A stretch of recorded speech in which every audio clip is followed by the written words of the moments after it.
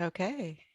And take it away. All right. Well, thanks, Karen, and welcome everyone. And thank you all for joining us as we mark the International Day for the Elimination of Violence Against Women. I'm Ann Hesse, and it's my privilege to lead the Democrats Abroad Global Women's Caucus. The Women's Caucus is the largest of Democrats Abroad constituency groups and has grown into a dynamic group of activists focused on the many, many issues of concern to women. The assault on Roe v. Wade has already pushed women in many states back 50 years. The impact of COVID on women has been enormous and exceedingly disproportionate, including skyrocketing incidences of intimate partner violence. The pressures on our environment also impact women disproportionately. And despite ratification by sufficient states, the US lags much of the world in not having an Equal Rights Amendment, by not including women in the Constitution. But there are bright spots on the horizon. Some good news to report. There are many, many good, smart, dedicated volunteers pushing forward on all these issues who will never give up. I work with them every day, and I am always inspired. We have so much work to do, and along with everyone in Democrats Abroad, we are committed to doing that work. Today, we look forward to addressing one of the most important issues on our agenda, and we hope that after our session today, you will be inspired to join the fight with us.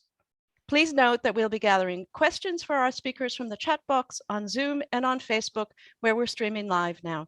So you're welcome to type in your questions as we go along. It is now my pleasure to introduce Candace Kerriston, International Chair of Democrats Abroad. Candace.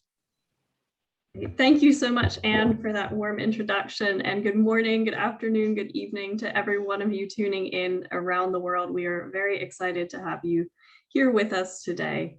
And no matter where you're joining in from for this special event to mark International Day for Elimination of Violence Against Women, we're glad that you're joining. Democrats Abroad is honored to have Paula Lucas, founder of Pathways to Safety International, and Carrie Potts, Executive Director of Pathways Board of Directors, with us today. Paula forged this organization from the pain of her own experience of domestic violence while living abroad in the United Arab Emirates in the 1990s. Gender-based violence, unacceptable anywhere, is more challenging to confront when living in a foreign country. The lack of support and resources for survivors compelled Paula to build an organization, a network, to help other Americans in the same position. And for that, we are so very thankful, Paula. Pathways to Safety has supported thousands of women over the years, giving them options and hope. As the official Democratic State Party for Americans living abroad, Democrats Abroad is in the unique position of being able to address and champion issues like this. Our various caucuses, such as the Global Women's Caucus led by Anne, which is sponsoring today's event, engage members on the issues that matter to them. Yes, we are about registering Americans abroad and getting them to vote in large numbers, but we're also about seeking change and demanding justice. Those two things go hand in hand as Democrats. We hope you'll join us in the months ahead as we gear up for next year's midterms elections. As we all know, there's a lot to do on many fronts, but there's also a lot of ways you can help with Democrats Abroad, be that through phone banking, joining a caucus such as the Global Women's Caucus, or donating to our organization. You can find more information about these donation and volunteer opportunities at democratsabroad.org. We need you, and we thank you for being here with us today to learn more about this important issue. From here, I'll turn it over to Marnie Delaney, who's leading the Global Women's Caucus Women Safe Abroad project. Marnie? Thanks, Candace. The International Day for the Elimination of Violence Against Women is actually on Thanksgiving this year, which is this Thursday, the 25th, in case anybody forgot. It marks the day in 1960 when three sisters, leaders in the resistance against Trujillo, were murdered in the Dominican Republic. People called the sisters las mariposas, the butterflies. Today, we see butterflies around the world. Young women named Malala and Emma and Zubeida who want a better world for their sisters. On this special day, let us say a word of thanks, thanksgiving for all the mariposas, including today's guests. Paula Lucas is an award-winning social entrepreneur and author, speaker, and leading subject matter expert on American victims of gender-based violence abroad. Paula was the victim of the domestic violence and marital rape, and her sons, the victims of child abuse when she lived abroad as an American expat. Her memoir, Harvesting Stones, An American Women's International Journey of Survival, is a riveting account of her experience.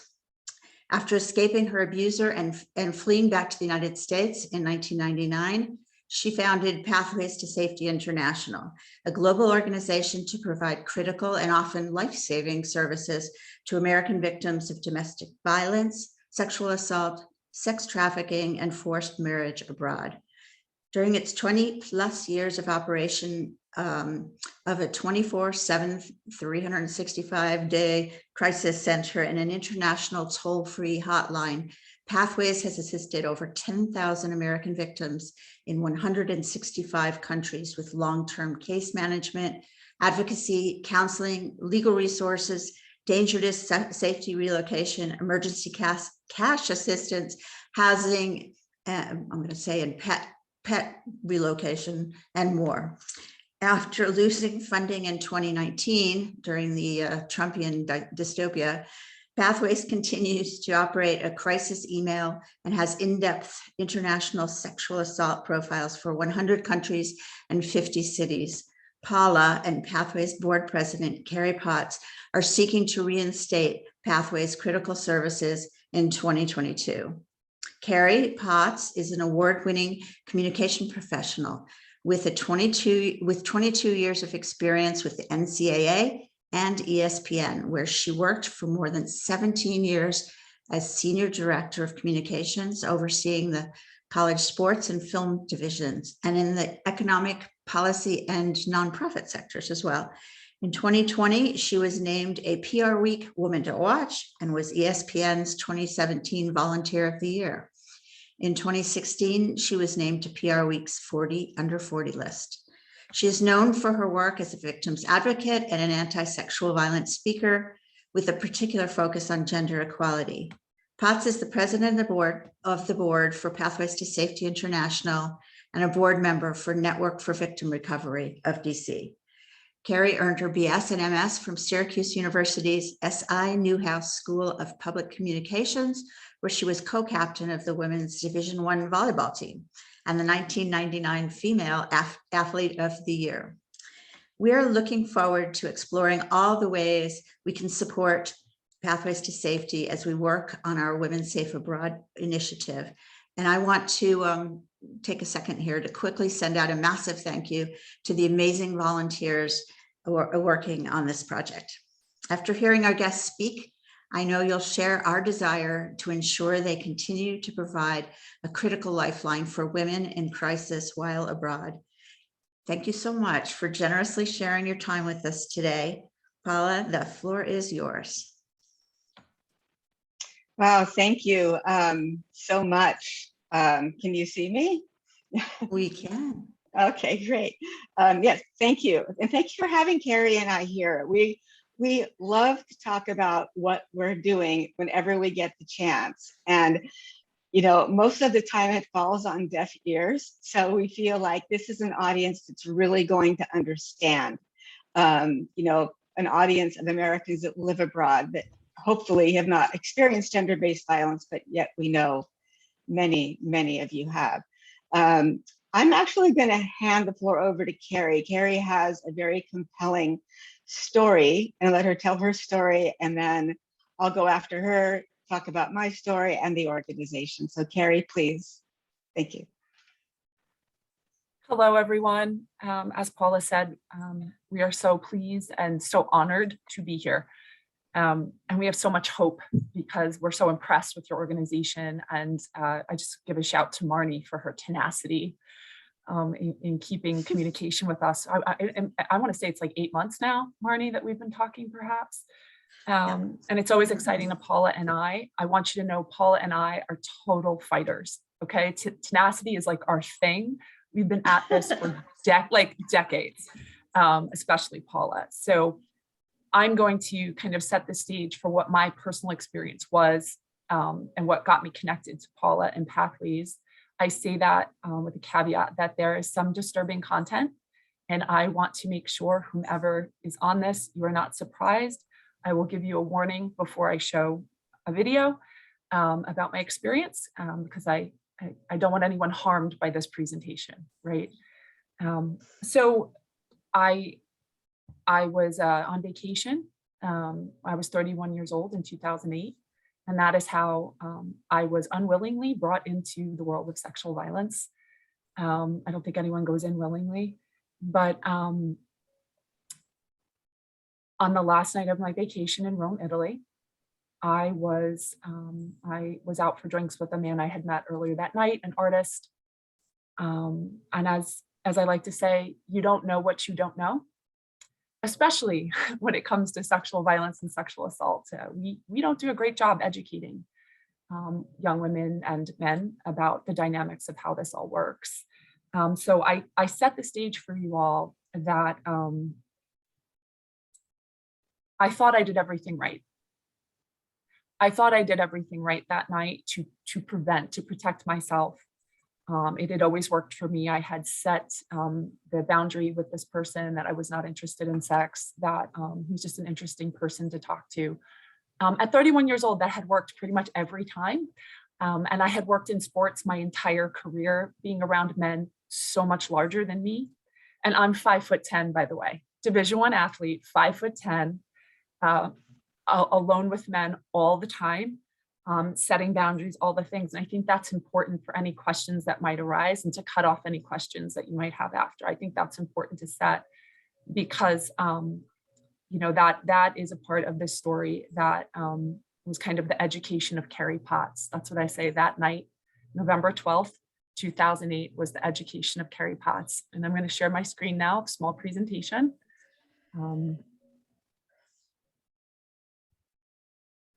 Okay.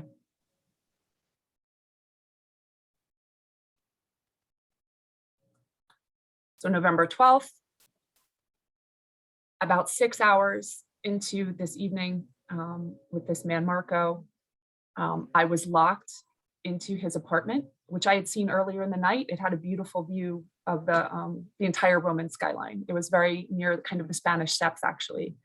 It was just one of those really cool nights, and it's why you travel to meet people and to have amazing experiences. 6 hours later, I find myself unable to exit to meet my curfew to go back to my hotel. I was locked in. I was told I could not leave. I was physically assaulted and sustained an attempted rape. And I jump right into that because I don't want to weigh you down in the details. The most salient part is that all of a sudden, when I thought I was walking home, ending my night and about to hop a plane to the States the next day, I find myself imprisoned on a 6th floor apartment, kind of in a residential section of Rome. It was hand-to-hand combat. I knew that I could not, nothing good awaited me there. And I fought for my life. And I decided in that moment, I would rather die trying than to submit to what was going to happen. I think as a woman, we are often told about this thing hanging over us, that it's right around the corner if we're not careful. And when you meet it, it is terrifying and you don't know how you're going to react. And I credit my athletic ability, my high body confidence to the decisions I made in that moment to try to save my life. So I fought him hand to hand out onto his balcony. And after several attempts to escape, I jumped over the railing. And my sweater got caught on the railing and I was dangling 6 stories above the street. And I know it's hard for everyone to imagine, but the 30 minutes that ensued after was me scrambling across rooftops and jumping over buildings and down buildings to escape. And ultimately I landed on the balcony of the only Americans in that building. They were visiting professors from the University of Miami. And they are the ones that helped me ultimately get out of those apartment buildings and back to my hotel. Discovery ID did a reenactment of what happened to me, an episode. And I'm going to show you just a clip of what that looked like so you can really understand the terror and try to put yourself in my shoes in trying to think of what to do in the moments after, trying to get my wits about me to understand now I am in Italy. I am a sexual assault victim. I am bruised and battered, and I don't know what to do next. I don't have sound on this just because it's very upsetting to me. So it's just about a minute so you can see exactly what that looked like when I was fighting.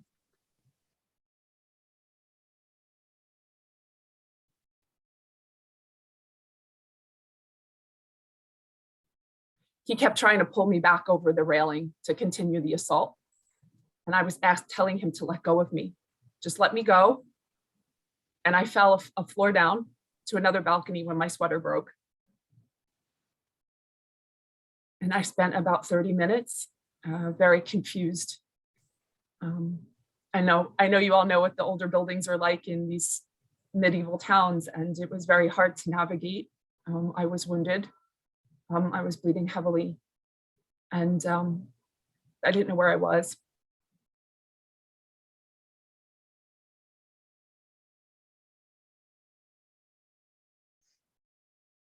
So as I mentioned, I escaped.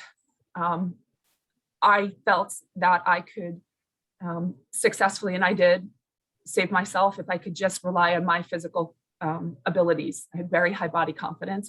Most Americans, most women, by the way, cannot do that. There should be no expectation that they can do that. I never have the expectation that you can do that. I tell everyone, what you decide in that moment is what is right for you. What you decide you must do to survive is the right decision, and never question it. And never question it when someone tells you, that's what your brain tells you to do. I got back to the hotel, and these are the things that immediately popped up for me from that moment on at 2 a.m. I have a language barrier. I can't speak Italian.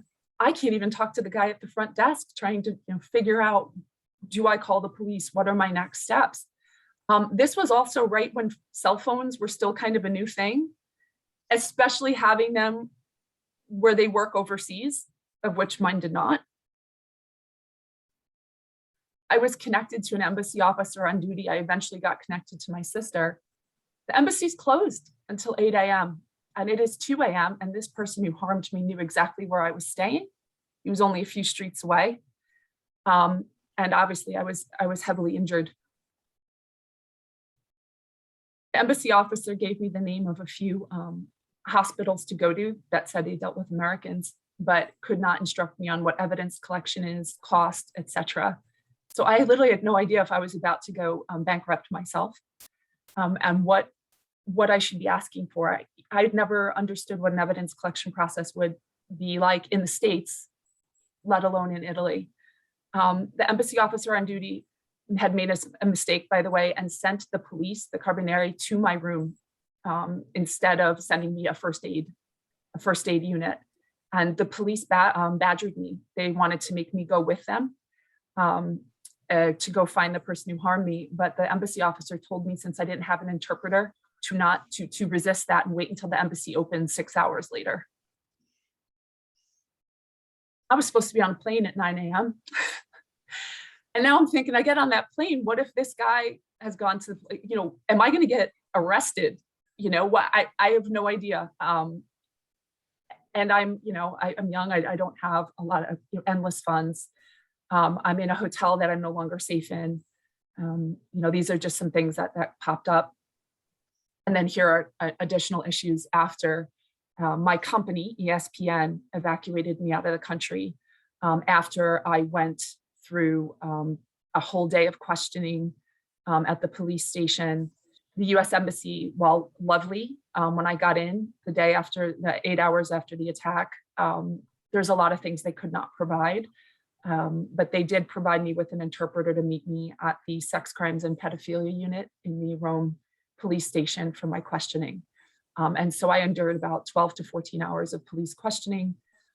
The full story is on my website, afightbackwoman.com. That it was traumatic. I didn't sleep for 40 hours. I didn't understand what my rights were. I didn't understand if I was incriminating myself.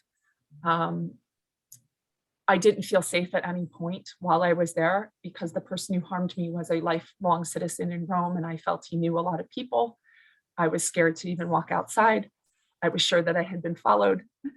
And then, of course, the Amanda Knox case was happening at this time. In fact, my embassy officer was the one that had worked with her, and he's the one that made sure I had an interpreter because she did not in her initial questioning. But I didn't know if I was going to wind up suddenly the next media sensation because of what happened.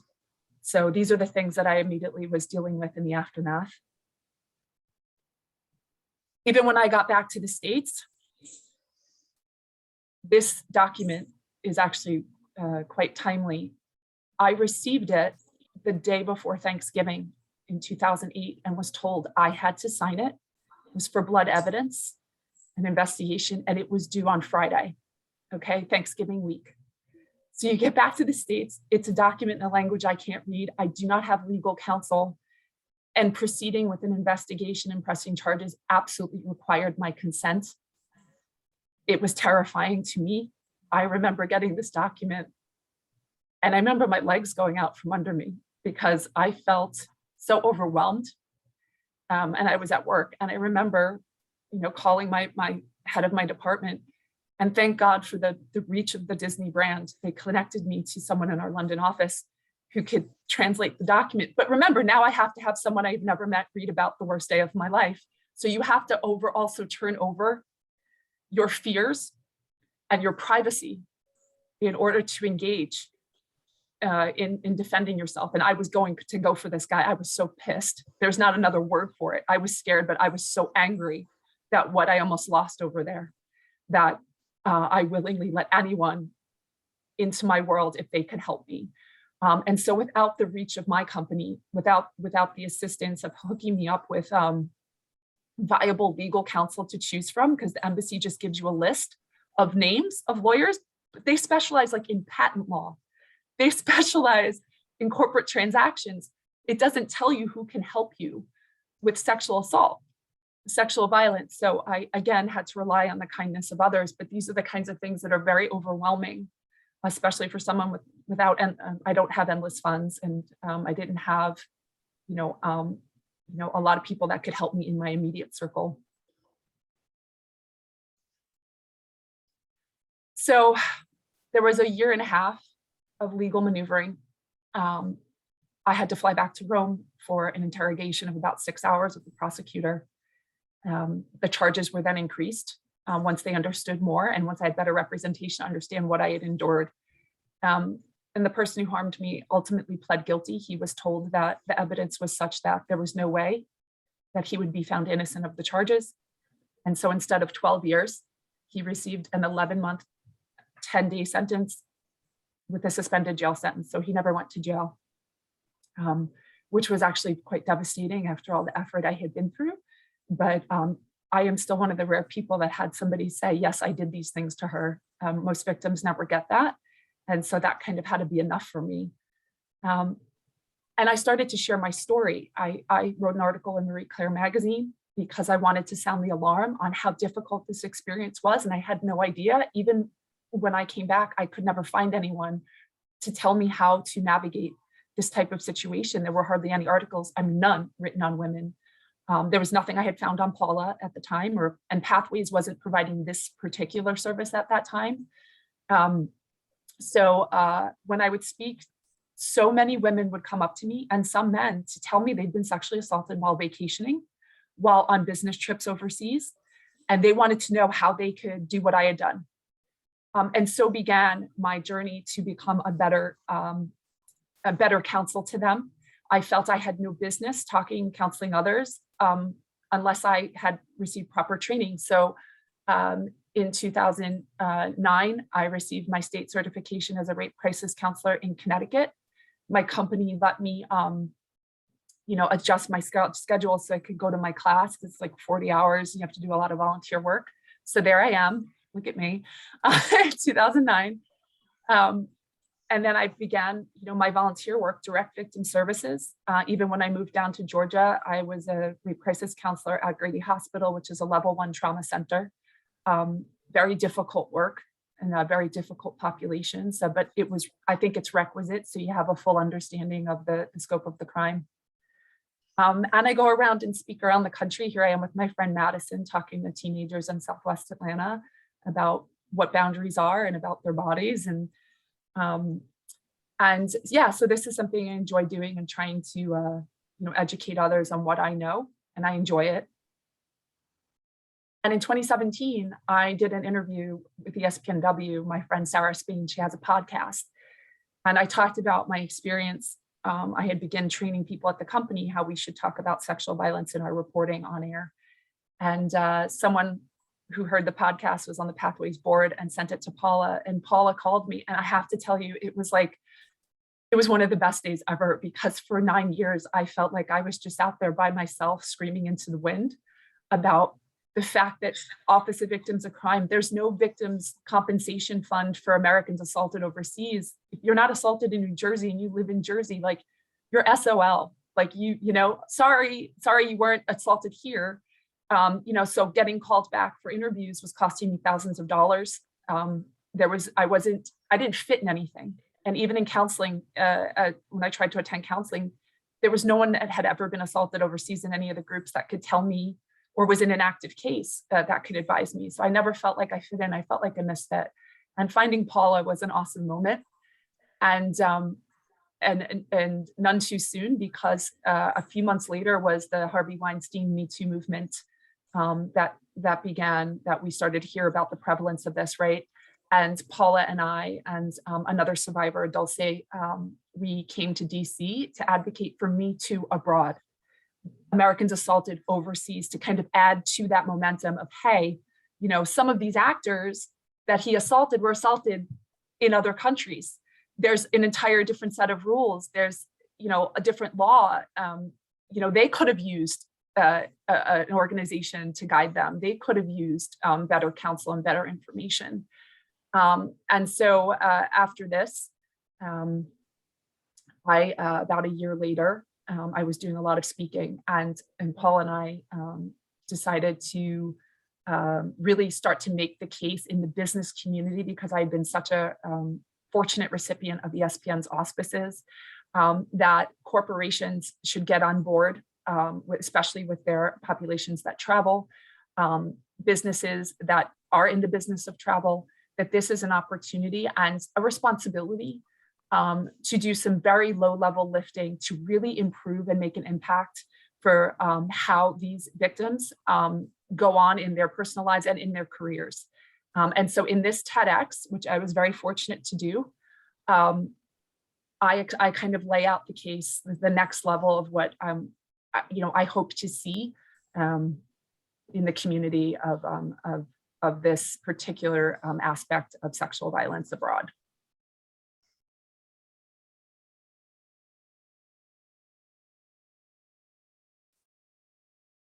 It's 2 a.m.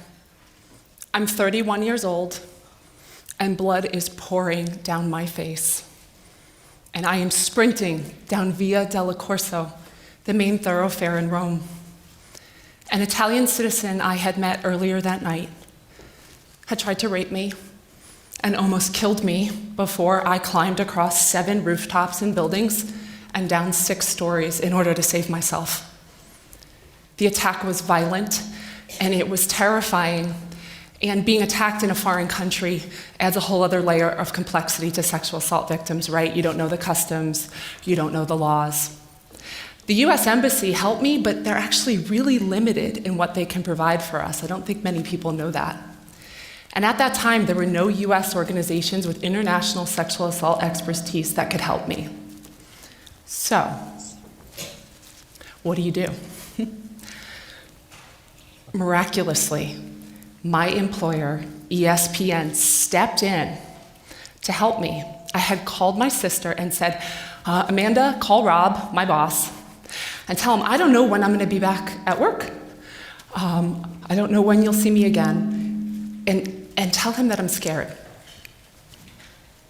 Well, Rob called Chris his boss, and Chris called his boss Ed, and before you know it, they are providing me with resources and support. And they believed me from day one, so that's very important. I want to point that out. So what did that look like? They sent someone on the ground to me to find me in Rome. Okay, they contacted the Disney headquarters. They got someone to me within 24 hours. They evacuated me out of the country. And when I got home, they put me in therapy with someone who specializes in the kinds of crisis that I had been through.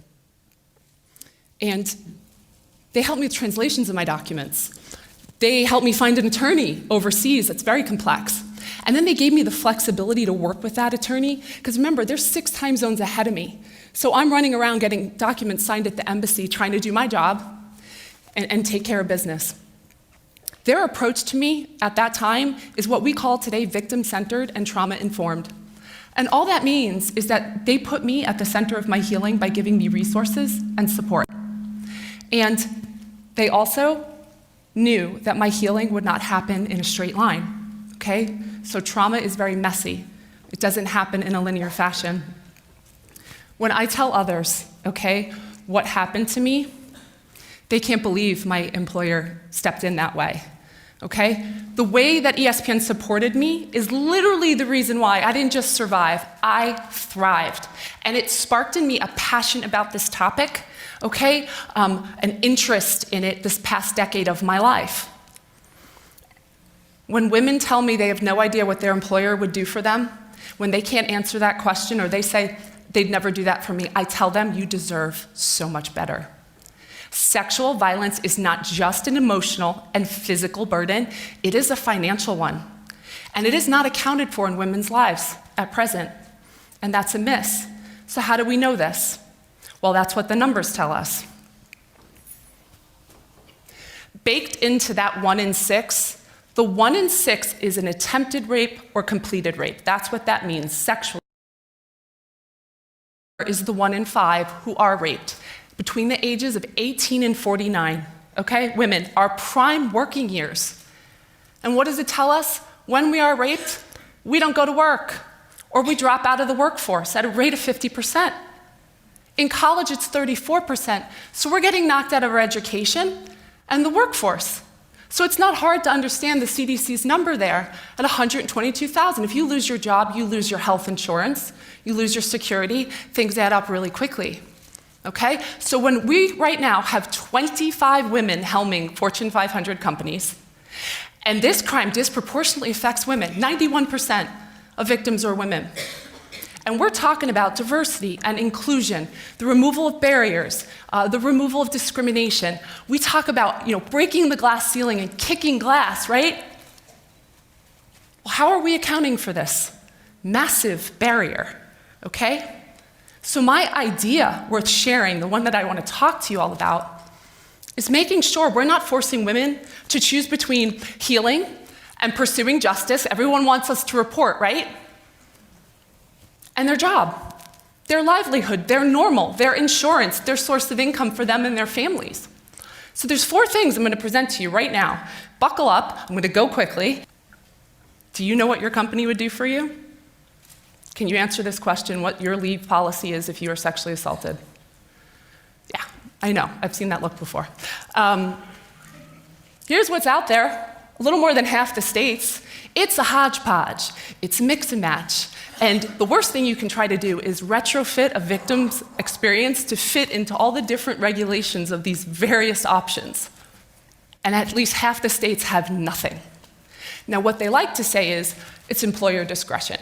So what I like to say to that is, let's get busy, right? Because what the private sector does, we do not wait for our cues to come from the government or from legislation. The best companies know that people are their best resource. And when that's it, when it's people first, then you start to listen to your people about what's best for them. So what I'm asking is that you clarify your policy. Ask the question, just ask the question. And once you get the answer, work to make it better, right? Work with your company. You can tell your employer what your needs are specifically for your jobs and the community within your company. And once you've clarified it, tell everybody about it. Why? When you tell people about this, It is the difference between an employee saying, I'm going to lose my job, I'm not going to bother reporting. It's not an option for me to do so. You want to get people to get healing and get help. You let them know they're not going to lose their job after this happens to them, that should remove that concern out the gate. Provide training. I'm a certified victims advocate, and I have been doing this work for 8 years. Here in Georgia, I've done it at Grady, and now I do it in Gwinnett. And what I can tell you at ESPN is I serve an informal role for my coworkers. The need is so great. There is so much need. The numbers are so high for this. So what I'm asking is that the person who is interacting with employees, okay, setting the policy, dealing with the affected employee, that they go beyond a 1-hour speech or 1-hour training. Because it's a risk management thing, yes, for the company. It's also a people management thing. They should know the full range of the effects of this crime in order to be the resource that the company needs and that the employee needs. And your local rape crisis center is just the best resource. They work so hard. I know because I work at one, and they have seen it all, and they can guide you on policy. They can alert you to legislation that you might find interesting, studies, or connect you to other resources. And lastly, for the supervisor of an infected employee, provide them a little more support. My boss, Rob, was also my friend. It hurt him to watch me suffer the way I was suffering, and he needed assistance, okay? So it's not just about the victim, it's a village that gets involved, and I'm asking that you consider maybe providing some extra support.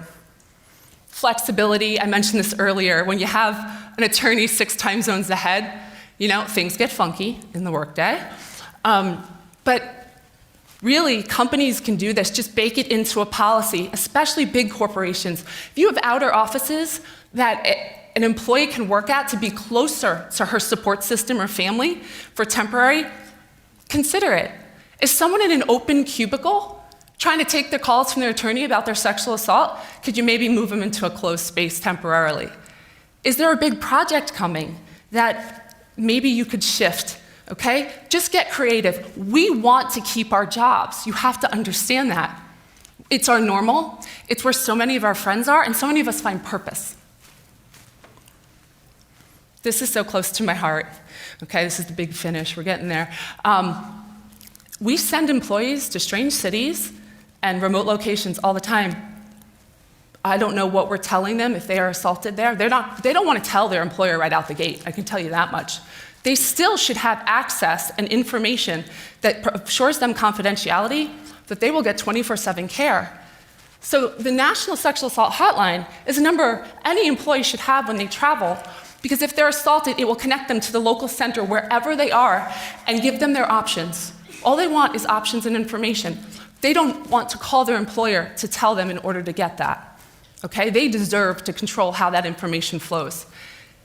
Pathways to Safety International, this is what companies do not have, and if you are not partnered with them, your hazard insurance, your medvac evacuation does nothing more than just remove someone from out of the country. It does not provide the services, the highly specific services sexual assault victims need. Forensics collection has to happen within a certain amount of time. It has to happen in a right way. There sometimes has to be police involved, and it's different in each country. The laws are different. So let me tell you about Pathways. They have 4 portals of entry. It is an international toll-free hotline, okay? Anyone can call it. They can be anonymous if they choose to, and it is confidential.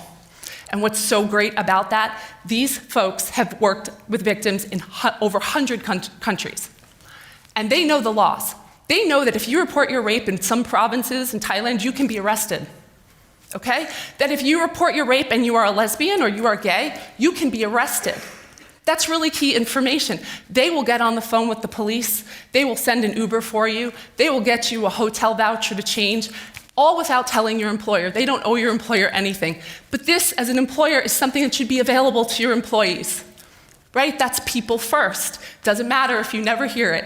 Making it available to them says you care about them and that you are aware of what women face, the extra vulnerability that comes with being in a place they're not familiar and they're not from. and the Know Before You Go country profiles. This global safety app is launching in January of 2019. It is so super granular. It'll tell you the laws, the rates of assault, recent case law, things that go on, and it's accessible. So that is literally power in the hands of the employee.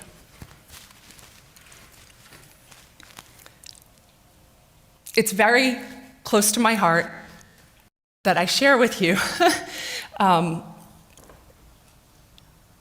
I really believe women need to speak up and show up for sexual assault victims that are their coworkers, okay? And you don't have to have it happen to you in order to care, because leaders think about a need and they fill it. Without being pressed or forced, leaders think beyond themselves. Okay, so we speak up for this generation and for the next one. This crime robs us of the full potential of the women in our employ and in our lives. It takes the next generation of leaders from us and the existing ones. It robs us of the future ideas, right? The solutions we work so hard every day at our company, right? That's why we toil. We're trying to figure it out. That's what it takes from us. And if we want to create these pathways to women in the higher ranks into the C-suite, then we must clear the debris. And I have such a high belief in women. And I was struck by this when I was preparing. It's Atlanta, you know? I was like, how can I relate this to Atlanta? We're in the town where a woman was turned down multiple times for her idea about helping women. Okay, and a woman gave us Spanx. I mean, she literally answered the call. I mean, we know Sarah Blakely, right? So, thank you. So it's time. It's time to begin that tough conversation. A few weeks ago, I celebrated my 10-year escape-iversary. My Anna-scapery. Okay?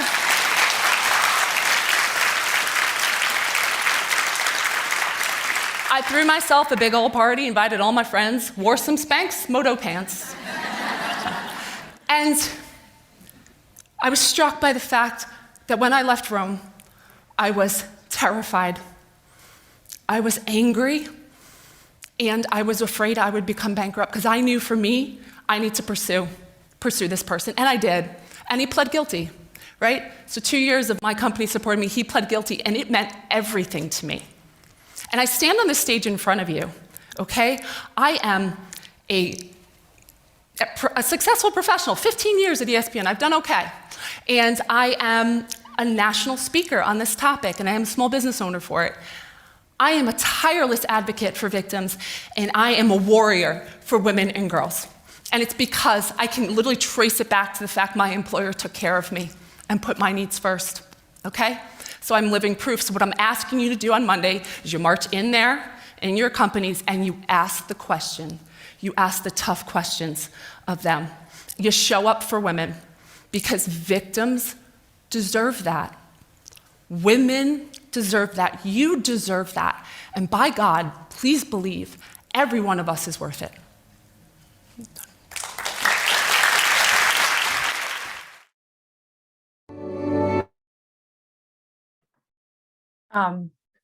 So thank you for sitting through that. I cannot hardly ever listen to that, because I say the word okay like 500 times, and it really bothers me as a speaking device.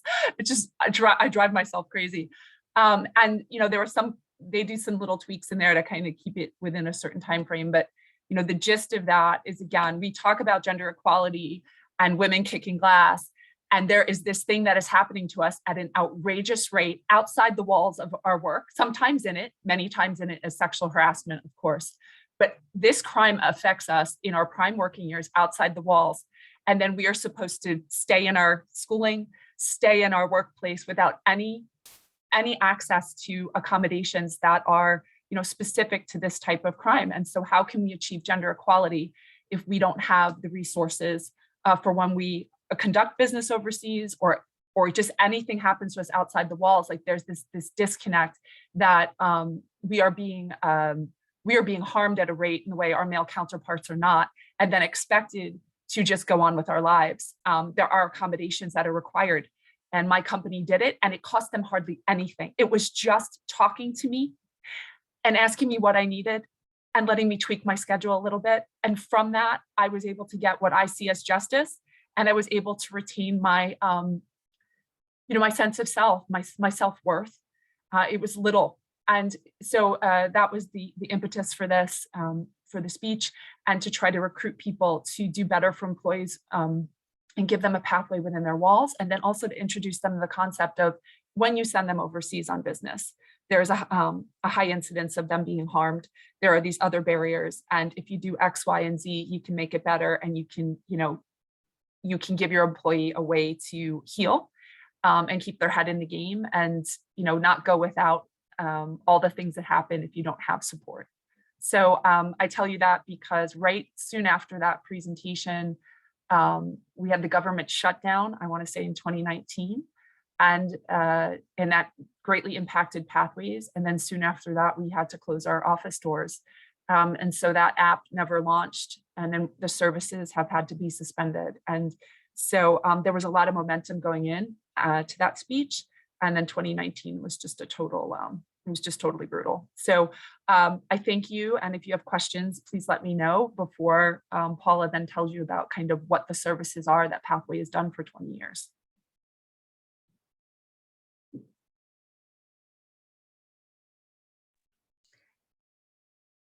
I think we'll hold our questions, if that's okay, Carrie, until after Paula's done. Cool.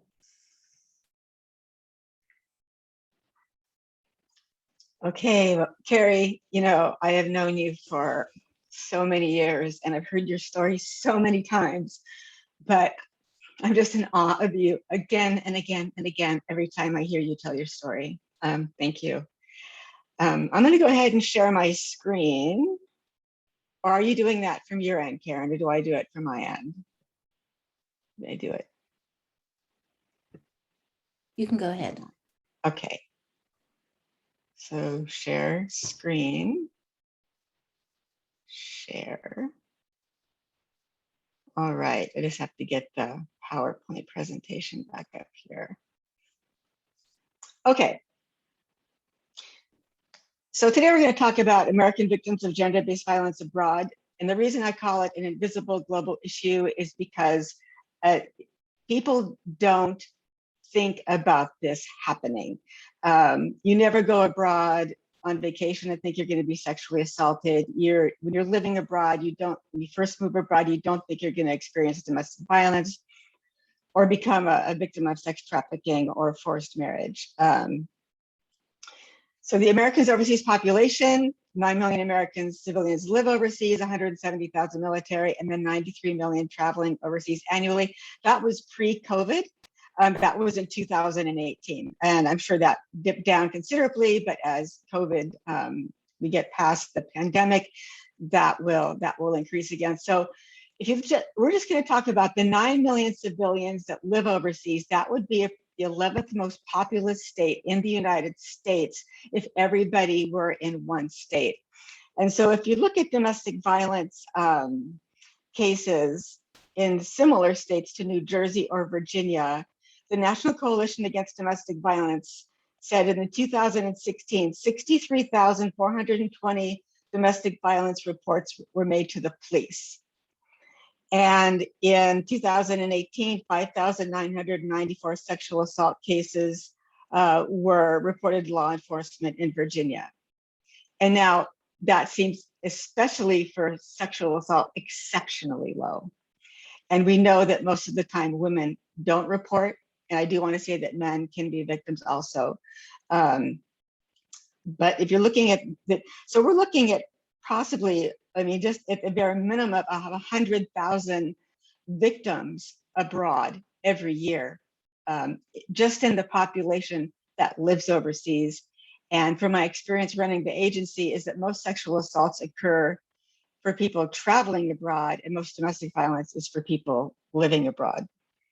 Reasons Americans live abroad, most of you probably already know this, since we're speaking to Democrats abroad. But the biggest reason is for marriage and partnerships. That is the #1 reason that people move abroad. Reasons people travel abroad, number one reason, tourism and vacation, and then a whole nother, so many other reasons that people go to live abroad. Americans can become victims of sexual assault, domestic violence, sex trafficking, and forced marriage abroad. So these are some stories, and what I want to emphasize here is you heard Carrie's assault. Every situation is so different, and each person that experiences sexual assault abroad needs very specific, tailored response and resources. If someone's sexually assaulted in Paris, Afghanistan, Dubai, or Ecuador, those are all completely different cases depending on, the circumstances that are involved. And they need specialized help. Each one of them is going to need specialized help. We heard almost all of these from Carrie. What are the barriers abroad? Language barriers. Number one we hear all the time. You are anywhere and you call the police don't speak English. Medical response don't speak English. You're completely lost. If you're in the US and you're sexually assaulted, most places still speak English. It's still traumatic, but that's a barrier that you don't have to overcome unless you are an immigrant. Then you have those barriers in the United States as well. Many places you can't get a rape kit without making a police report first. How are you going to know that? You have no idea. Are prophylactics or emergency contraceptives available? It's scary. And I think how many years later Carrie's assault happened in 2008. 14 years later, her voice still shakes when she tells her story. Carrie talked about this too. You get back home, what are you going to do now? Maybe you don't want to tell people you're sexually assaulted abroad. How are you going to communicate with foreign authorities? Jurisdiction, prosecutions in the foreign country. How many times are you going to have to travel back and forth to that foreign country and interrupt your job and interrupt your life to try to prosecute your perpetrator? Financial, legal, counseling support. Overseas victim compensation is better now than it was in 2008. There's a lot of states where if you are a resident of that state and you're sexually assaulted abroad or a victim of a crime abroad, that there is victim compensation. It doesn't make up for everything, but it is helpful. I believe it is now in all 50 states, and that was really the work for the Office for Victims of Crime, Department of Justice. And your legal status is expired. If you were living abroad and you come back here, but then to go back abroad may be challenging. Attorney or pro bono services. So it's just so complicated. These are some domestic violence victim stories. Now, these stories are actually scenarios that the agency has dealt with. And what I can say is when I first started it in 1999, when I started the hotline in 2001, cases were, I want to say they weren't complicated, but they were, domestic violence, an American woman married to an American man or an American woman married to a foreign man. It has gotten a lot more complicated in this world. You have women who are, the first one, her abuser's a drug smuggler. She's on a boat. She's isolated. She's given birth to 2 children, undocumented. An American woman in Mexico, her abuser was a very, very high-ranking official in the Mexican government. American man in Hong Kong being verbally abused by his wife. And then, an American woman who is being abused in Peru. Just again, as we talked about the sexual assault cases, all of these need very intense case management. Sexual assault needs intense case management for a shorter period of time, usually months. Domestic violence cases last years. Barriers abroad, threats and misinformation, the abuser telling the victim, if you go to the embassy, nobody's going to believe you. If you go to the embassy, I'm going to have you deported from the country. She can't speak the language, financial dependence, losing the children. I mean, it just goes on and on and on. Undocumented legal status is a big one. that as you have immigrants that come to the United States and their abusers don't legalize their legal status, a lot of times American women who are being abused abroad, they think they're there legally, that their abuser has filed the papers and they're their dependent, but they haven't. So if they leave the country, they can't come back and access the children. If they leave without the children, they may, he may ban them from the country. And then COVID, we've seen a lot of isolation and vulnerability. Even though we're not running a hotline, we are running a crisis email. And there's definitely, with the abusers working from home, the inability to fly back to the United States, the children not being able to go to school in the foreign country, it's just, adds so much more tension in the home, and violence is increased. When they come home, let's say they do flee home, and with their children or without their children, they're still in immediate danger of stalking. They might get their children, threats to take their children away, financial, no support network, no credit history. How are you going to get how are you going to flee a foreign country, come back to the United States, get an apartment, get resources when you have no credit history? How are you going to enforce any kind of alimony or child support? And then legal complications, cost prohibitive costs, and the Hague Convention on International Child Abduction. I could talk all day on the Hague Convention. It was put into place in the 1980s to prevent abduction of children from one country to another. It puts procedures in place to ensure prompt return of the children. But when they wrote the Hague Convention, they profiled the abductor, and they said the abductor is the non-custodial father taking the children away from their primary caretaker, the mother. So let's write this convention to prevent that from happening. But they never thought about domestic violence. And what we know is that many abductions are women fleeing back they're fleeing back to the United States. They're fleeing back with their children to protect them from violence from the father. So there's no defenses for domestic violence. You can't flee a foreign country and come back and say, oh, I was a victim of domestic violence. That's not a defense. There's many defenses, but that's not one. There is a defense, grave harm to the child, which is extremely hard to prove. So let's say you do have proof of grave harm to the child. The Hague Convention states you have to have a preponderance of evidence that the child is harmed. The enforcing legislation for the Hague Convention in the United States requires clear and convincing evidence that the child was harmed.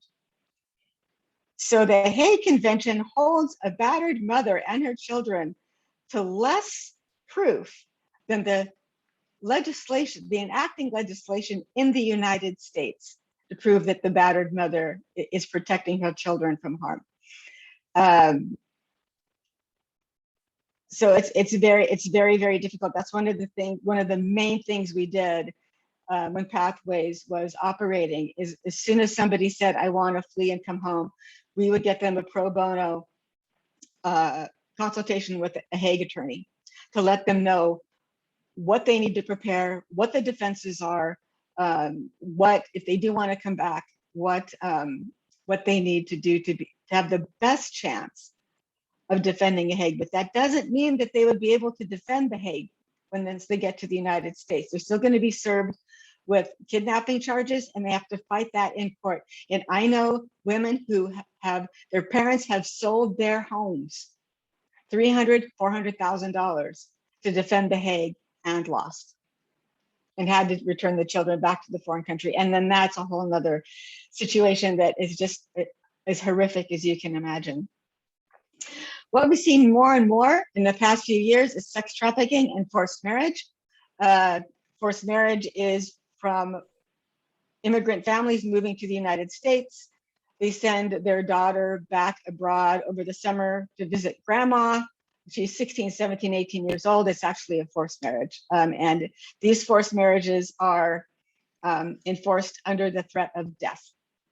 And we have we've had several cases. We have handled our first fatality. There were several people murdered.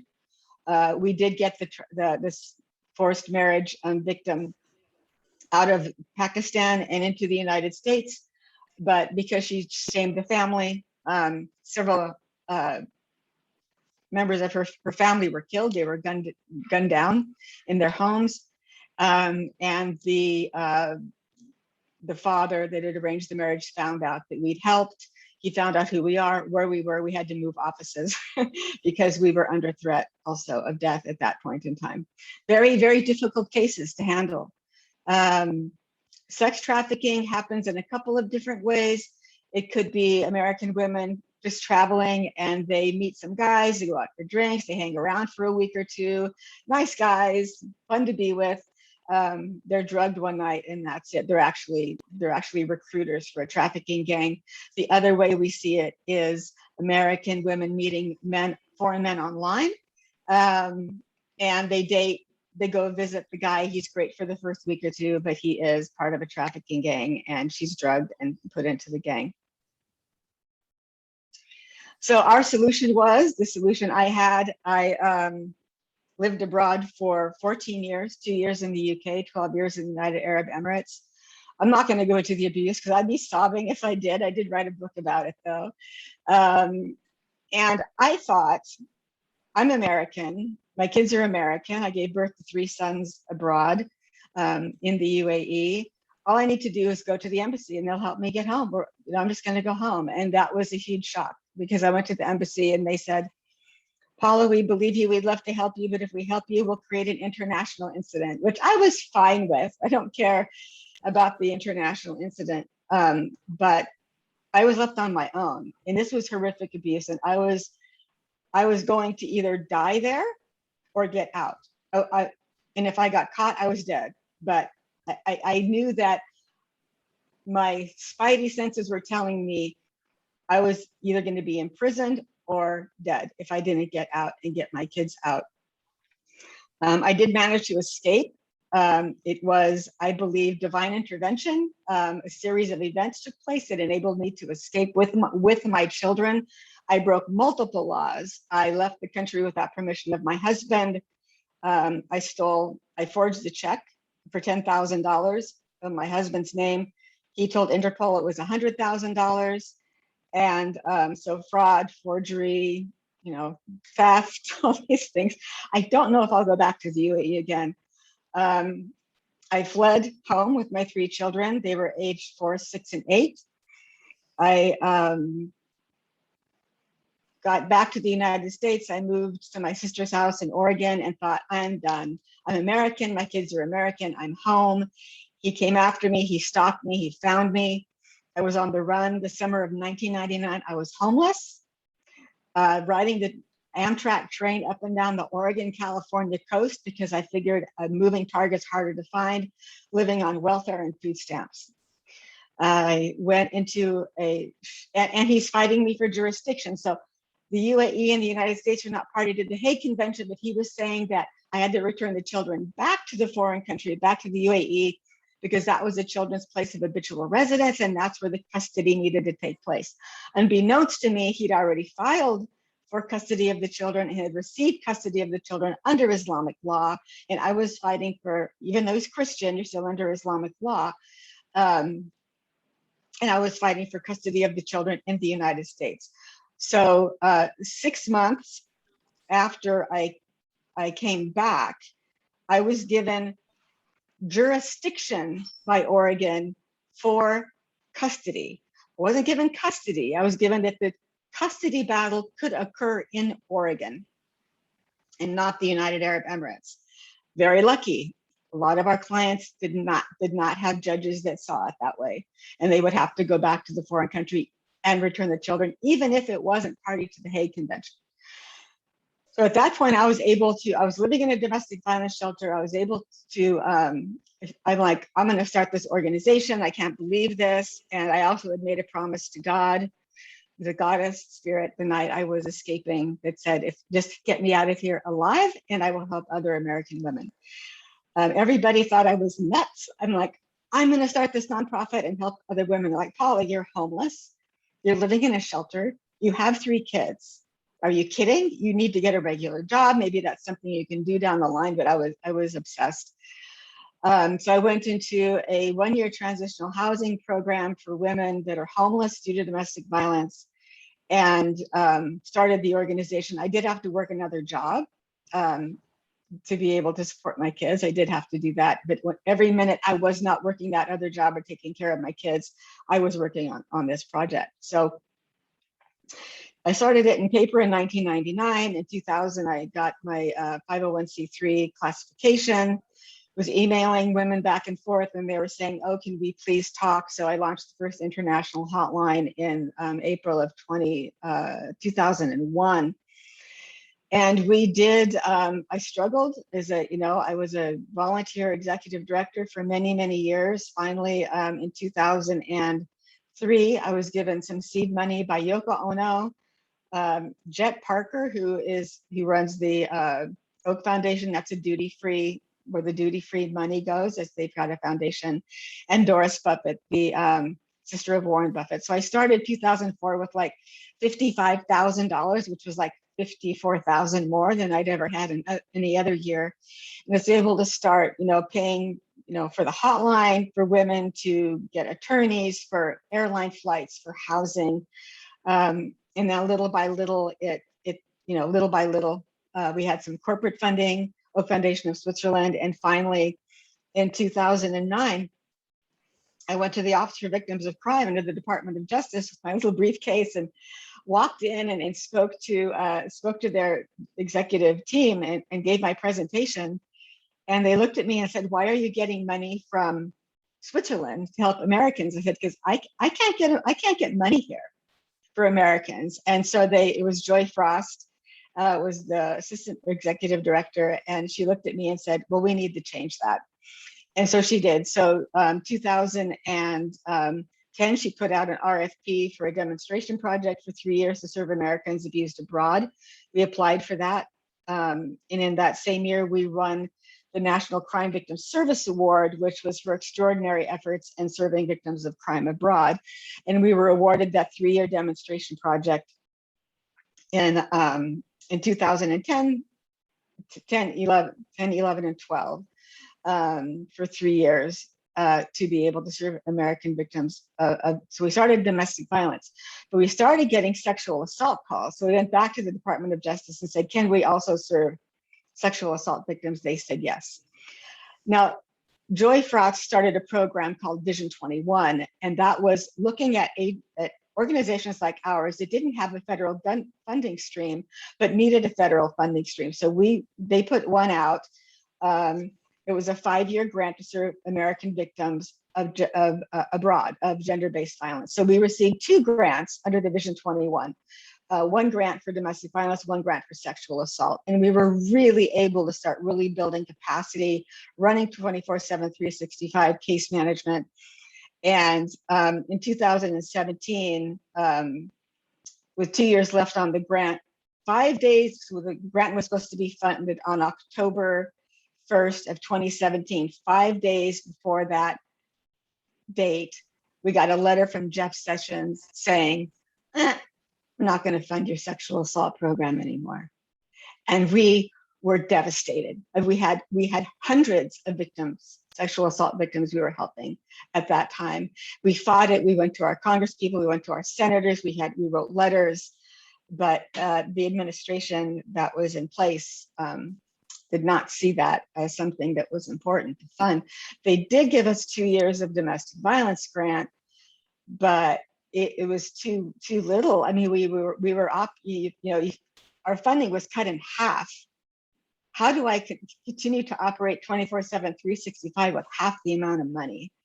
So that was quite, it was devastating. And so Vision 21 was discontinued in 2019.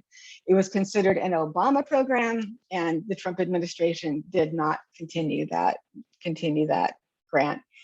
So what we have in place now is, our crisis email, and it's not enough. I mean, you can see from these cases, you need a full service, holistic, services that can last months and years. In the crisis email, it's a drop in the bucket for what victims need. And we do have a sexual assault database of 100 countries and 50 cities. They're very extensive about everything: cultural information, LGBT consumes medical care. If you if you're sexually assaulted in Paris, you can't get a rape kit without reporting to the police. I mean, all these details that a survivor can know or needs to know. Currently, we're using it. We were using it internally, and then we were having it as a subscription basis, but the goal is to get this publicly online so it can be supported and people can have access to this information. So a good question: what about American embassies? You, as this audience knows, most of you live abroad. You understand what the American embassies can and can't do. Homeland Americans don't understand. And that's one of the challenges we've had when we go to American corporations and advocate for funding. They say, but well, there's no need for you. All people have to do is go to the American embassy and they'll get all the services they need. And so there's so much education that needs to take place about why. No, you just don't go to the American embassy. They can provide a lot, but not, it's pretty generic. So if you're a victim of theft or sexual assault, I mean, it's pretty much the same services. And one of the things is that that they can contact. So when you go to the embassy and you give them your emergency contact, a lot of times, if you're in a domestic violence situation and you leave, you're a perpetrator is your emergency contact at the embassy. So they can call you. The perpetrator will call the embassy and say, my wife is missing, and since he's the emergency contact, the embassy can share information with him. And if you've gone to the embassy for help and they know you've departed the country, they can say that they can't tell the perpetrator where you went, but if you have children, they're obligated to tell him where the children are. So there's so many safety things that we've had the American embassy disclose to perpetrators where the victims are, because they had no choice, because that perpetrator was the emergency contact of the victim.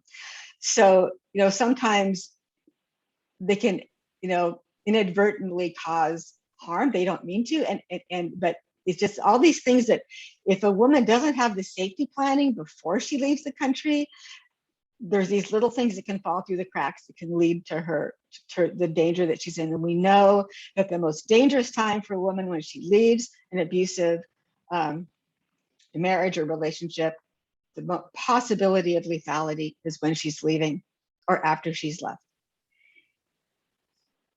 Okay, so we had a global model of response. It needs to be reinstated. There's so much need. These were, either have a centralized system like what we had or regional system.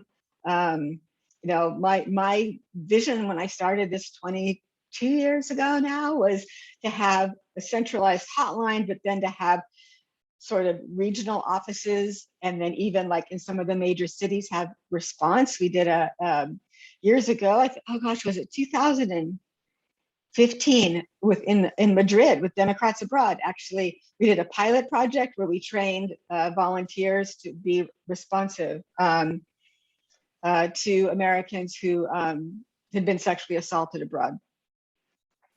So that is my contact information, and I will stop sharing my screen here. How do I just keep that up for a minute, and then I'll stop the share.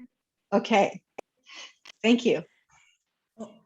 Paula and Carrie, thank you both so much for sharing some very difficult and personal and compelling experiences, and for telling us about the work and for doing the work that those experiences inspired.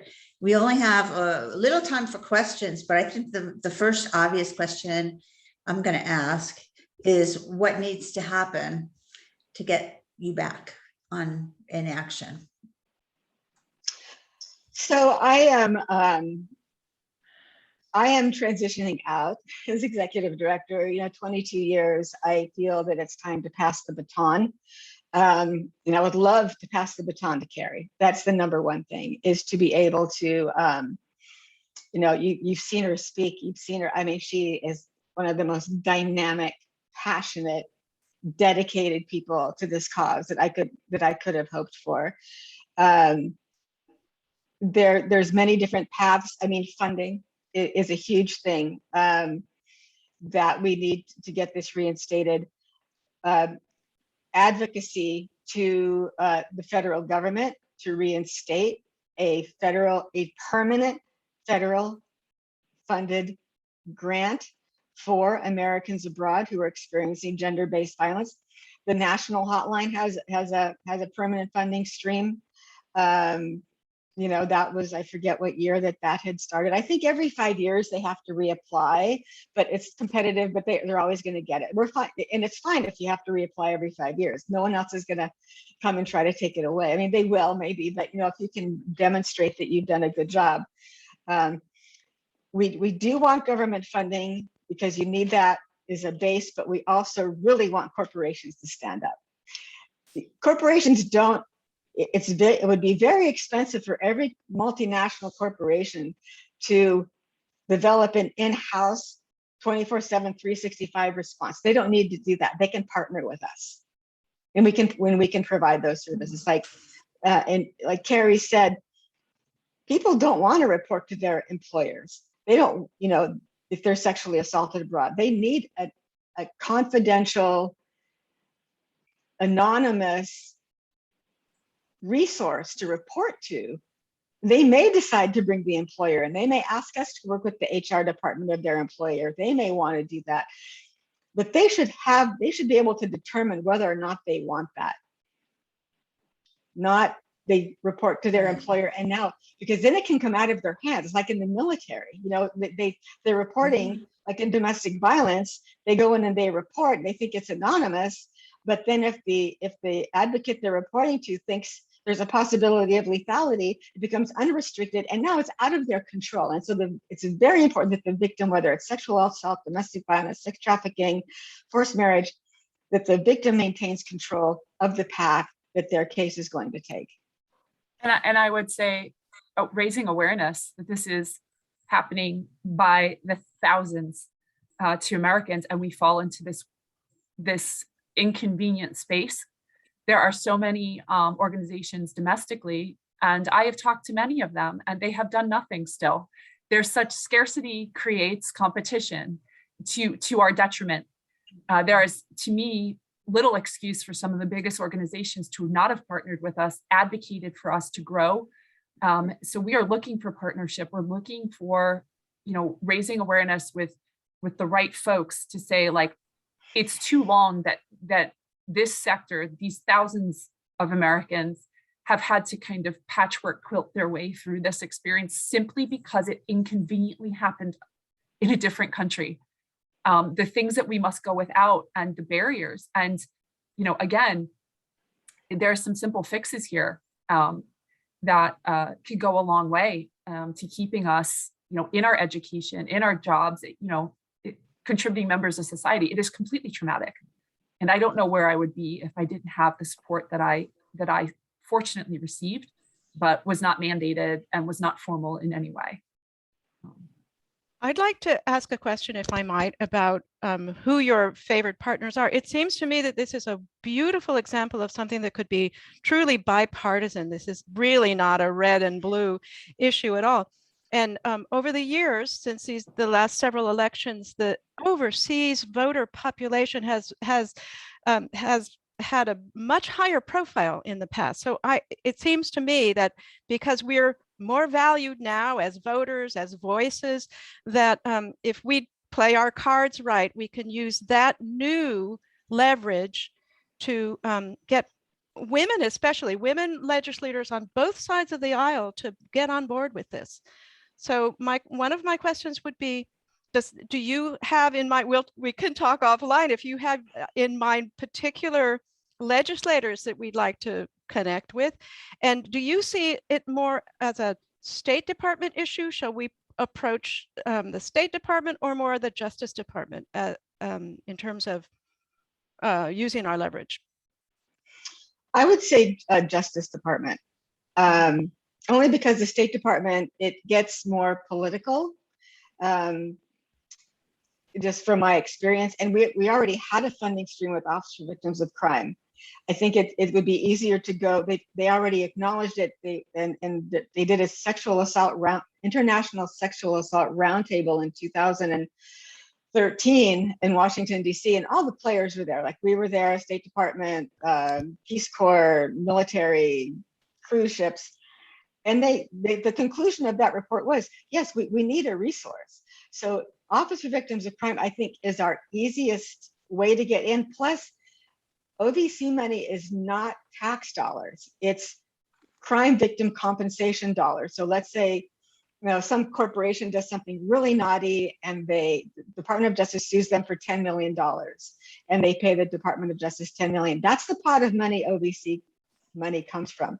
When you start getting into taxation money, then I've been told that's an issue because one of the issues for Americans abroad is taxation. We don't want to be taxed on our money. And now we're going to be asking for tax dollars to go to this cause. So I think OVC is our quickest fix. Okay. Marnie, it looks like we might have time for one more question. Do you have another question you'd like to throw out to these amazing women? Well, I have about 20, but I know, me too. I would say this is just the beginning of the conversation, I think. Oh, I know, no kidding. So I would say, well, I'll tell you. Well, I'll just ask you this: in what ways can, besides doing the project that you're well aware of, what are specific things that people watching this call and that will watch this call, what can they do? What would be the most helpful things for them to do specifically? I think connections. We need to compile a new board of directors. Would really love to have a corporate-based board. People have connections to multinational organizations. For that, we have our infrastructure is sort of sitting on hold. We still have the hotline. I have at least one case manager ready to come back on board any minute. Just tell me. I may be able to get some other previous case managers back on board. It's how quickly can we get a board of directors that can help quickly get us the funding we need to be able to relaunch, because we know from the day we relaunch, the day we have the money to the day we relaunch is going to take at least 6 months. I mean, there's so many things that have to be in place. And honestly, the reason I want to bring back previous case managers, it can take a year for a case manager to really understand what they're doing. If you're just training someone who doesn't have any international experience. And I would really like to bypass that as quickly as possible.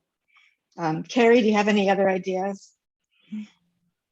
Well, in my vision, back when I was attacked and I launched my site, because I didn't know you existed yet, I wanted to create a network with the rape crisis centers in the countries overseas, so that it wasn't so much that maybe Pathways isn't the one that's arranging the Uber, that the relation, oh, you're in Spain, you're in Madrid. Okay, we have a partner there. They're trained on what they have a small stipend from us, like that they can dip into, and they can be the person on the ground in the countries who speaking and helping arrange to build those relationships. I see that as another way, in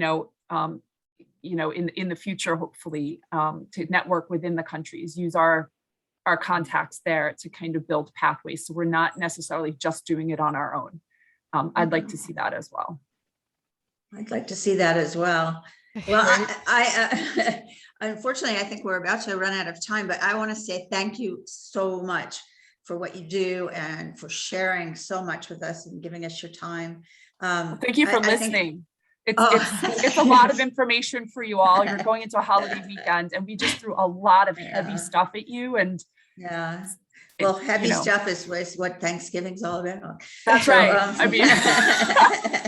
I wanted to say that I think Karen is going to put in the chat the information for Pathways to Safety again. So I would encourage everyone to read what is on their website, because there is even more information, and it's all really useful and important. I want to say can I say one quick thing? One quick thing. Of course. Yes. I saw in the chat, someone asked about, well, I was on a personal vacation when I was attacked. At the end of the day, my company saw the value in keeping me in the game. And just as if it was bereavement leave, or if I went through maternity, this is something that is a gender inequitable reality for women.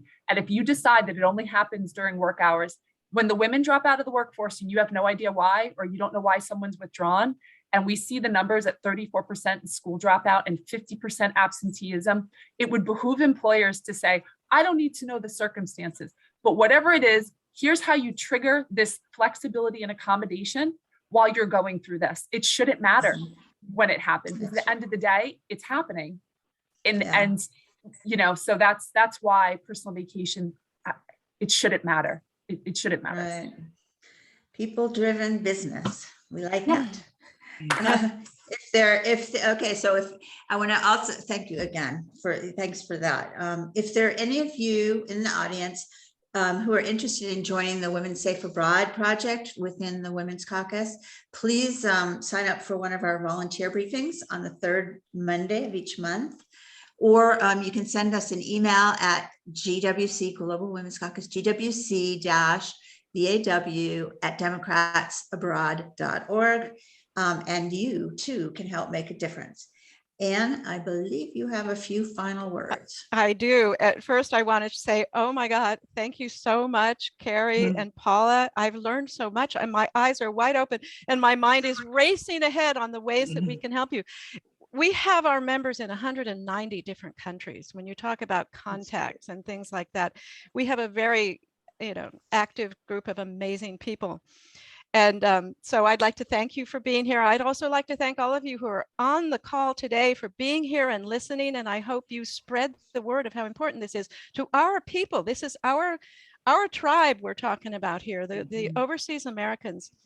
And I'd like to remind you all that GWC, our Global Women's Caucus, has a continuing program of events. It's not, Marnie leads our Violence Against Women team. We have a team for almost every issue that affects women. So please take a look at our program of events and actions and do get involved.